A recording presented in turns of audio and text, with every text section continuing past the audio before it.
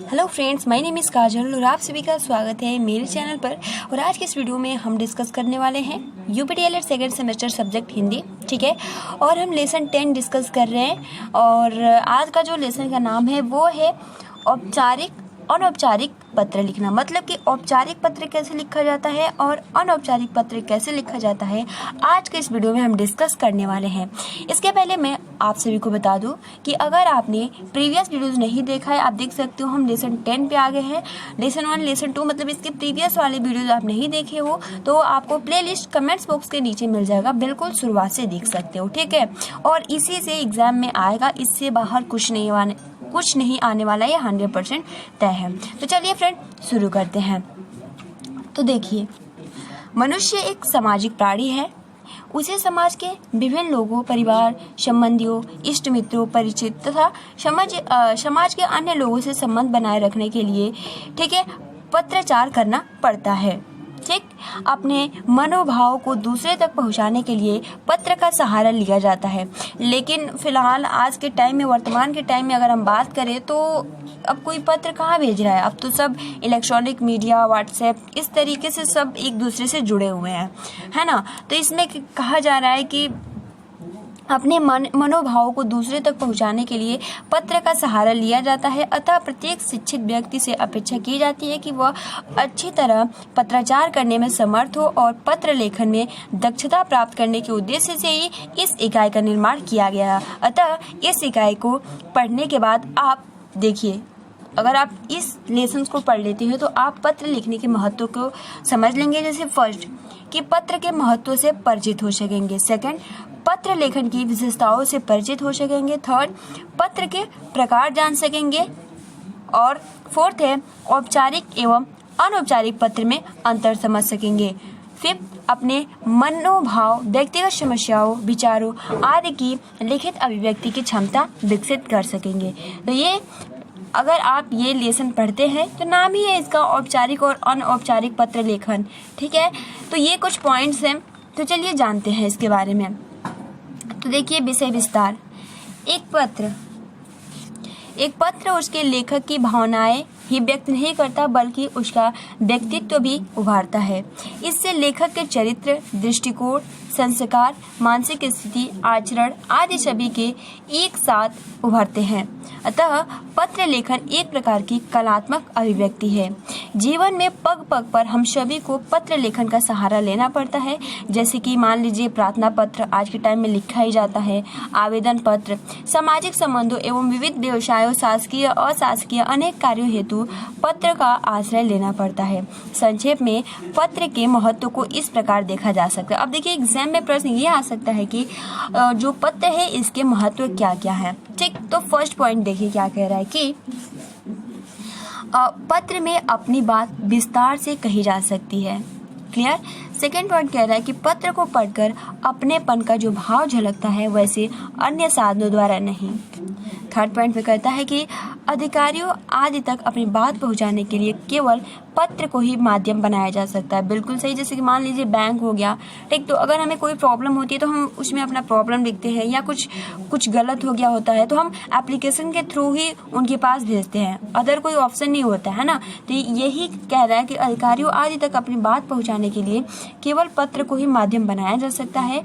पत्र द्वारा लेखक की योग्यता का अनुमान लगाया जा सकता है। पत्र द्वारा पत्र लेखक अपनी बात प्रभावशाली ढंग से कर्मानुसार व्यवस्थित कह सकता है। पत्र लिखते समय आपको क्या ध्यान देने वाली योग्य बातें हैं और पत्र लेखन की विशेषताएं क्या हैं। तो अगर एग्जाम में पूछा जाए कि पत्र का क्या महत्व है तो आप इतना लिखेंगे, केवल 5 पॉइंट याद करना है, ठीक है। अब यहाँ देखिए, पत्र लिखते समय क्या सावधानियां, क्या ध्यान देने वाली योग्य बातें हैं और क्या इसकी विशेषताएं हैं। सिंपल। तो देखिए, फर्स्ट में कह रहा है कि पत्र जो हो उसकी जो लैंग्वेज होनी चाहिए वो बहुत ही सिंपल और स्पष्ट होनी चाहिए, ठीक। सेकंड कह रहा है कि पत्र में व्यक्त की गई बात संक्षिप्त और सारगर्भित, प्रभावशाली, व्यवस्थित ढंग से प्रस्तुत की गई हो। यानी आप कुछ भी लिख रहे हो तो संक्षिप्त में लिखिए ताकि समझ में आ जाए, और बहुत ही आसान सरल भाषा में होना चाहिए और स्पष्ट, ठीक। थर्ड पे कहता है कि पत्र पढ़कर पाठक को लेखक के अभिप्राय के विषय में किसी प्रकार का भ्रम नहीं होना चाहिए। तो सबसे पहले तो आप देख सकते हो कि कोई भी अगर मान लीजिए पीएनपी की तरफ से नोटिस जारी किया जाता है तो उसमें सबसे पहले तो विषय लिखा होता है कि किसके संबंध में ये नोटिस जारी किया गया है। फिर कह रहा है कि पत्र में भेजने वाले का नाम, पता, दिनांक आदि का स्पष्ट उल्लेख हो। ठीक, तो ये कुछ पॉइंट्स हैं। ठीक, पत्र लिखते समय ध्यान देने वाली योग्य बातें यही है। अब देखिए अगला जो आपका पॉइंट है कि पत्र के कितने प्रकार हैं। तो पत्र के 2 वर्गों में बांटा गया है पत्रों को। फर्स्ट औपचारिक, सेकंड अनौपचारिक पत्र। औपचारिक पत्र क्या है, अनौपचारिक पत्र क्या होता है, इसके बारे में हम डिस्कस करते हैं। औपचारिक पत्र ऐसे लोगों को लिखा जाता है जिनसे लिखने वाले कोई व्यक्तिगत या पारिवारिक संबंध नहीं होता है। ठीक, मतलब सिंपल ये कहना चाहता है कि औपचारिक पत्र क्या होता है। तो औपचारिक पत्र ऐसे लोगों को लिखा जाता है, ठीक, जिनसे लिखने वाले का कोई व्यक्तिगत या पारिवारिक संबंध नहीं होता है। जैसे कि मान लीजिए आप बैंक से ही ले लीजिए, कोई संबंध नहीं होता है ना, मतलब पारिवारिक संबंध नहीं होता है। अब जैसे कि मान लीजिए इसमें जो औपचारिक में आपका आ जाता है वो आता है विद्यालय के प्रधानाचार्य को लिखा गया प्रार्थना पत्र, क्योंकि उसमें आपका कोई पारिवारिक संबंध थोड़ी ना होता है, वो तो आपके प्राचार्य प्रधानाध्यापक है। सेकंड, अधिकारियों को लिखा गया पत्र। थर्ड, समाचार पत्र के संपादक को लिखा गया पत्र। फोर्थ, पुस्तक विक्रेता या किसी व्यापारी आदि को लिखा गया पत्र। यानी सिंपल लैंग्वेज में कहे तो आपका कोई संबंध नहीं होता है जिसके बारे में आप पत्र लिख रहे हो, उसे हम क्या कहते हैं, औपचारिक पत्र। ठीक, अब देखिए दूसरा जो पॉइंट है वो है अनौपचारिक पत्र। अब सिंपल उसका औपचारिक और अनौपचारिक, अगर आपने औपचारिक जान लिया तो अनौपचारिक भी। अब देखिए अनौपचारिक, इस वर्ग में व्यक्तिगत तथा पारिवारिक पत्र आते हैं। इस प्रकार के पत्र में माता पिता, भाई बहन, दादा दादी, मित्र सहेली तथा संबंधियों को लिखे जाते हैं। क्लियर, तो ये दोनों आपको बहुत ही अच्छे से क्लियर हो गए होंगे। अब देखिए मूल्यांकन। पत्र लेखन के अंग, पत्र लेखन के निम्नलिखित अंग होते हैं। पहला तो स्थान, दिनांक तथा पता। पत्र के सबसे ऊपर दाहिने ओर, यानी आपका ये दाहिने ओर होता है और ये बायां साइड होता है। ठीक है, तो यही कह रहा है कि पत्र के सबसे ऊपर दाहिने किनारे पत्र लिखने वाले के स्थान पर दिनांक और पता लिखा जाता है। क्लियर, और संबोधन एवं अभिवादन कहाँ लिखा जाता है, तो जिसे पत्र लिखा जा रहा है उसकी आयु, योग्यता, संबंध आदि के अनुरूप शब्द, विषय वस्तु, संबोधन अभिवादन के बाद लेखक को विषय वस्तु पर आ जाना चाहिए। इसमें लेखक की दक्षता पता चलता है। समाप्ति। पत्र के अंत में पत्र लेखक पत्र पाने वाले के संबंध में अनुरूप शब्दावली का प्रयोग करता है तथा उसके नीचे हस्ताक्षर भी करता है। अब बच्चों के लिए प्रशिक्षु बच्चों को पत्र लेखन में निपुण बनाने के लिए शुरुआत में कुछ इस प्रकार कार्य करे जा सकते हैं, जैसे कि कुछ एक्टिविटी करते हैं, है ना। देखिए, दादी तुमसे नाराज हो गई हैं, तुमसे बात भी नहीं कर रही हैं, तुम्हें उनसे कहानी सुननी है। चलो अब दादी को पत्र लिखकर उनसे अपनी शरारत के लिए माफी मांगते हैं या माफी मांगो और कहानी सुनाने के लिए अनुरोध करो। ठीक, तो इस तरीके से एक पत्र हो सकता है। तुम्हारी माँ बाजार जा रही है, तुम्हें भी उनके साथ जाना है, चलो माँ को पत्र लिखकर कहो कि तुम्हें भी उनके साथ जाना है।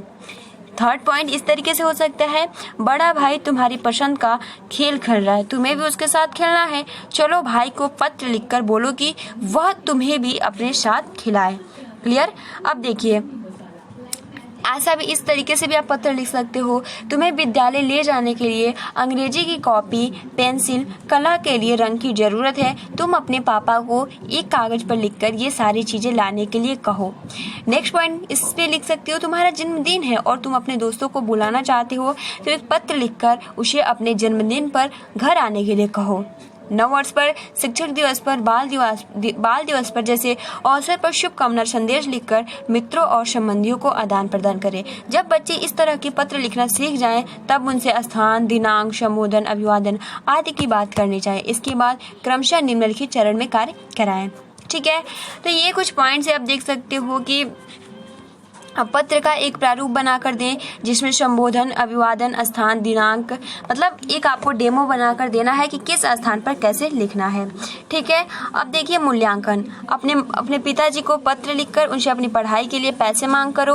अस्वस्थ होने के कारण 2 दिन के अवकाश के लिए प्रधानाचार्य को पत्र लिखिए और बच्चों को औपचारिक तथा अनौपचारिक पत्र में प्रयुक्त होने वाले संबोधन तथा अभिवादन की जानकारी अवश्य दे, जिससे इस पर देखा जा सकता है। जैसे कि मान लीजिए पत्र का प्रकार, तो देखिए अनौपचारिक में क्या होता है, आपके संबंधी। ठीक, औपचारिक मतलब आपसे कोई संबंध नहीं होता है, व्यक्तिगत पारिवारिक। तो देखिए संबंध, जैसे कि मान लीजिए माता पिता, बड़े भाई, तो आप इस तरीके से आरंभ कर सकते हो, माननीय, आदरणीय, पूजनीय, पूज्य, परम पूज्य। ठीक है। समापन आपका आज्ञाकारी पुत्र, पुत्री, स्नेहा कांक्षी या स्नेह भाजन। मित्र, सहपाठी, प्रिय मित्र, मित्रवर। ठीक है। आरंभ यहाँ से कर सकते हो और समापन इस तरीके से अपने छोटे प्रिय, परम प्रिय, प्रियवर, चिरंजीवी, प्रिय यानी नाम। ठीक है। और तुम्हारा शुभचिंतक। ठीक। अब देखिए अगर आप बड़े लोग हो यानी उनसे कोई संबंध नहीं है तो पुस्तक विक्रेता, बैंक मैनेजर या अन्य व्यापारी, श्रीमान जी महोदय, प्रिय महोदय, माननीय महोदय, प्रबंधक महोदय, भवदीय निवेदक आपका। तो इस तरीके से आपको लिखना है। ठीक है। आवेदन पत्र में प्रधानाचार्य, श्रीमान, मान्यवर, विनीत, कार्यालय पत्र, संपादक, नगर निगम अधिकारी, तो इस तरीके से पूरा रहता है। तो गाइज आज के इस वीडियो में बहुत ही इजी टॉपिक था, औपचारिक और अनौपचारिक पत्र क्या है, इसके महत्व क्या है। अब बहुत ही आसानी से इसको आप समझ भी गए होंगे। तो फिलहाल आज के इस वीडियो में इतना ही। आप अपना अच्छे से प्रिपरेशन करते रहिए। तब तक के लिए thanks for watching, take care and best of luck.